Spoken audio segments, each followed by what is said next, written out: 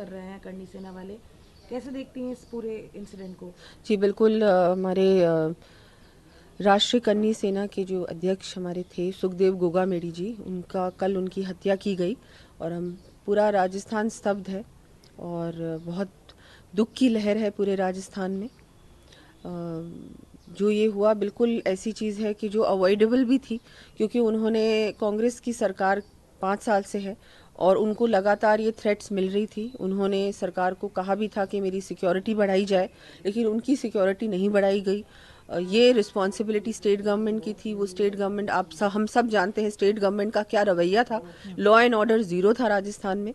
और अब जो ये हुआ है ये बहुत ही गलत हुआ है। और जो मैंने भी कल डीजीपी से बात की, कमिश्नर से बात की कि तुरंत जो हत्यारे हैं उनको गिरफ्तार किया जाए। और उसके बाद मैं ये कहना चाहूँगी कि जो कार्रवाई होती है उसके बाद जो फास्ट ट्रैक में कार्रवाई हो और जल्द से जल्द इनको सज़ा कड़ी से कड़ी मिलनी चाहिए।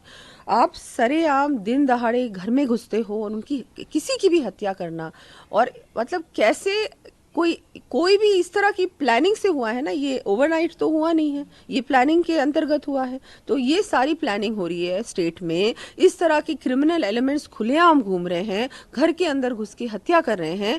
और स्टेट गवर्नमेंट सो रही थी क्या? इनको पता नहीं था क्या कि ये सब चीजें हो रही? इसका मतलब कंप्लीटली इंटेलिजेंस फेलियर हुआ है, complete law and order failure हुआ है। और अब तो क्या है, भारतीय जनता पार्टी की सरकार आ रही है और मैं तो ये चाहूंगी कि बिल्कुल इस तरह की ये जो घटना हुई है एक बहुत बड़ी मतलब इतना बड़ा धक्का लगा है कि पूरे राजस्थान को, आज राजस्थान बंद है और हर समाज में ये एक बहुत बड़ी ये सबको लग रहा है कि ये कैसे हो गया, ऐसे कैसे हो सकता है।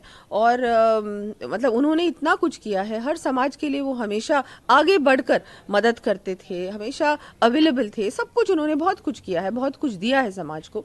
और उसके बाद ऐसे व्यक्ति के साथ इस तरह की घटना हो जाना, और इस तरह की घटना कैसे हुई, बहुत बड़ा शौक है ये।